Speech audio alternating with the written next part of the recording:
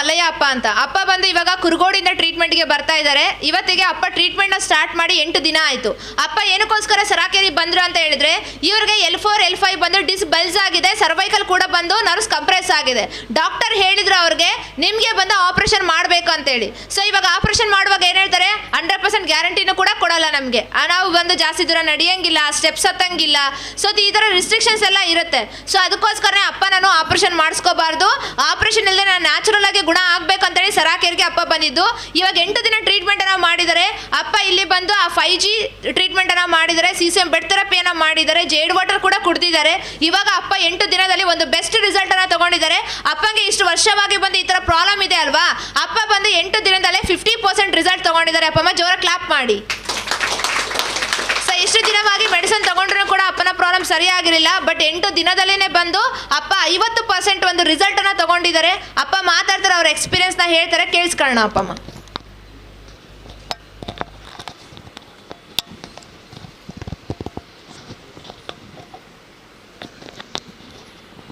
Sara care ಸಂಸ್ಥೆಯ ಎಲ್ಲ ತಾಯಂದಿರೇ, ಇಲ್ಲಿ ಕೆಲಸ ಮಾಡ್ತಕ್ಕಂಥ ಎಲ್ಲ ಸಿಬ್ಬಂದಿ, ಅಕ್ಕನವರೇ, ನಾನು ಸುಮಾರು 4 ವರ್ಷದಿಂದ ಭಾಳ ನೋವು ಪಟ್ಟೀನಿ.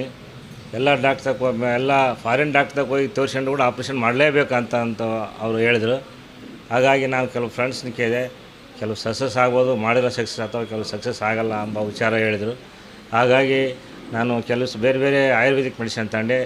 ತಗೊಂಡಾಗ ಮಾತ್ರ ಕಡಿಮೆ ಆಗ್ತಿತ್ತು, ಮತ್ತು ಇದ್ದಂಗೆ ನೋವು ಬರ್ತಾಯಿತ್ತು. ಆದರೆ ಈಗ ನಾವು ಒಂದು ವಾರ ಸುಮಾರು ಕನಿಷ್ಠ ಅಂದರೆ ಶುಗರ್ಗೆ 2 ಗುಳಿಗೆ, ಈ ಆಯುರ್ವೇದಿಕ್ ಮೆಡಿಸಿನ್ಸ್ 4-5, ಹೀಗೆ ಈ ಡಿಸ್ಕ್ ಬಲಿಜಿಗೆ ಒಂದು 4-5 ಟ್ಯಾಬ್ಲೆಟು, ಸುಮಾರು ಒಂದು 15-20 ಗುಳಿಗೆ ತಿಂತಾಯಿದ್ದೆ. ಹಾಗಾಗಿ ಇಲ್ಲಿ ಒಂದು ನಮ್ಮ ಫ್ರೆಂಡ್ಸ್ ಒಬ್ಬರು ಬರ್ತಾಯಿದ್ರು ಕುರುಗೋಡ್ಲಿಂದ, ಭಾಳ ಸುಮಾರು ಒಂದು 60 ಜನ ಬರ್ತಾಯಿದ್ರು. ಅವರೆಲ್ಲ ಹೇಳಿದ್ರು ಈ ಥರ ಚೆನ್ನಾಗೈತೆ ಒಂದು ಸರಿ ನೋಡು ಅಂತ. ನನಗೆ ಕೂಡ ಬಂತು ನೋಡ್ಸ್ಬೇಕು ಅನಿಸ್ತು. ಬಂದು ಇಲ್ಲಿ ಟ್ರೀಟ್ಮೆಂಟ್ ತಗೊಂಡು ಸುಮಾರು 8 ದಿವಸ ಆಯಿತು. 8 ದಿವಸದಿಂದ ನಾನು ಒಂದು ಗುಳಿಗೆ ಕೂಡ ತಿಂದಿಲ್ಲ. ಶುಗರು 220 160ಕ್ಕೆ ಬಂದೈತೆ. ನಿನ್ನೆ ಚೆಕ್ ಮಾಡಿಸಿದೆ ನಾನು. ಹಾಗಾಗಿ ಈ ಡಿಸ್ಕ್ ಬಲಿಜೇನು ಭಾಳ ನೋವಿತ್ತು. 1 ಕಿಲೋಮೀಟ್ರ್ ರನ್ನಿಂಗ್ ರೇಸ್ ನಾನು ದಿವಸ ಡೈಲಿ ವಾಕ್ ಮಾಡ್ತೀನಿ, ಯೋಗ ಮಾಡ್ತೀನಿ.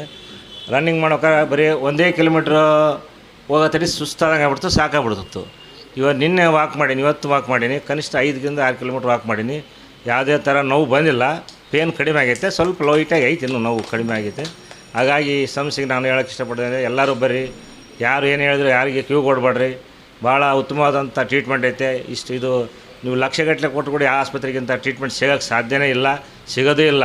ತಗೊಂಡು ರೊಕ್ಕ ಕಳ್ಕೋಕೆ ಹೊರತು ನೋವು ಕಡಿಮೆ ಆಗೋಲ್ಲ, ಬೇನೆ ಕಮ್ಮಿ ಆಗೋಲ್ಲ, ಆಪ್ರೇಷನ್ ಮಾಡಿ ಸಕ್ಸಸ್ ಆಗೋಲ್ಲ, ತಿಂಗಳಗಟ್ಟಲೆ ಬೆಡ್ ರೆಸ್ಟ್ ಆಗಬೇಕಾಗ್ತದೆ. ಭಾಳ ತೊಂದರೆ ಐತೆ. ದಯಮಾಡಿ ಎಲ್ಲರೂ ನೀವು ಬರೋದ್ರ ಮುಖಾಂತರ, ತಾಯಂದಿರು ಅಪ್ಪಂದಿರು ಬರೋದ್ರ ಮುಖಾಂತರ, ಮತ್ತು ಇನ್ನೂ ಉಳಿದವರಿಗೆ ವಿಷಯ ತಿಳಿಸಿ ಕರ್ಕೊಂಡು ಬಂದು ಅವ್ರಿಗೆ ಒಳ್ಳೆ ಟ್ರೀಟ್ಮೆಂಟ್ ಆರೋಗ್ಯ ಕೊಡ್ರಿ, ಈ ಸಂಸ್ಥೆ ಹೆಸರು ಉಳಿಸಿ ಅಂತೇಳಿ ತಮ್ಮೆಲ್ಲಲ್ಲಿ ಮನವಿ ಮಾಡ್ತೀನಿ. ಅಪ್ಪ ಸ್ಟಾರ್ಟಿಂಗಲ್ಲಿ ಬರುವ ನಿಮಗೆ ಏನೆಲ್ಲ ಇಂಪ್ರೂವ್ಮೆಂಟ್ ಸಿಂಟಮ್ಸ್ ಆಗಿದ್ದಪ್ಪ? ನೋವು ಜಾಸ್ತಿ ಆಗೋದು ಥರ ಏನಾರು ಆಗಿತ್ತು? ನಾನು ಫಸ್ಟ್ ಸ್ಟಾರ್ಟಿಂಗ್ ಮಾಡುವಾಗ ಒಂದು 2 ದಿವಸ ನೋವು ಆಯಿತು, ಸ್ವಲ್ಪ ಜ್ವರ ಬಂತು, ಸುಸ್ತಾದಂಗೆ ಆಯ್ತು. ನೀವು ನಮ್ಮ ಮೇಡಮ್ ಅವ್ರು ಹೇಳಿದರು, ಸುಸ್ತಾಗ್ತಾ ಜ್ವರ ಬರುತ್ತೆ, ಹೆದರ್ಬಾರ್ದು, ಸುಮ್ಮನೆ ದಿವಸ ಬರ್ರಿ ಅಂದರು. ನಾನು ಅವ್ರಿಗೆ ಮಾತಿಗೆ ಬೆಲೆ ಕೊಟ್ಟು ಅವ್ರನ್ನ ನಂಬಿಕೊಂಡು ಬಂದೆ. ಆ ನಂಬಿದ್ದಕ್ಕೆ ಇವತ್ತು ಒಳ್ಳೆ ರಿಸಲ್ಟ್ ಸಿಕ್ಕೈತೆ. ಅವರಿಗೆ ಹೃದಯಪೂರ್ವಕ ಧನ್ಯವಾದಗಳನ್ನ ಅರ್ಪಿಸ್ತೀನಿ. ಥ್ಯಾಂಕ್ ಯು ಅಪ್ಪ. ನಿಮ್ಮ ಪ್ರಾಬ್ಲಮ್ ಗುಣ ಆಗುತ್ತೆ ಅನ್ನೋ ನಂಬಿಕೆ ಇದೆ ನಿಮಗೆ? ಆಯ್ತು ಮೇಡಮ್, ಆಯ್ತು, 100% ಆಯ್ತು. 100% ನಂಬಿಕೆ ಐತೆ. ಅಪ್ಪ ಇಲ್ಲಿ ಹೊಸದಾಗಿ ಬರ್ತಕ್ಕಂಥವ್ರಿಗೆ ಏನು ಹೇಳಕ್ಕೆ ಇಷ್ಟಪಡ್ತೀರಾ ಅಪ್ಪ? ಕೆಲವೊಬ್ಬರಿಗೆ ಇದು ಕರೆಂಟ್ ಟ್ರೀಟ್ಮೆಂಟ್ ಅನ್ನೋ ಡೌಟ್ ಇದೆ. ಇದು ಕರೆಂಟ್ ಟ್ರೀಟ್ಮೆಂಟು ವೈಬ್ರೇಷನ್ ಕೊಡ್ತಾರಾ ಅಂತ ಕೆಲವ್ರು ಹೇಳಿ, ನಾನು 4-5 ಜನ ನಾನು ಫ್ರೆಂಡ್ಸಿಗೆ ಒಂದು 100 ಜನ ಕೇಳಿರ್ಬೋದು ಮೋಸ್ಟ್ಲಿ.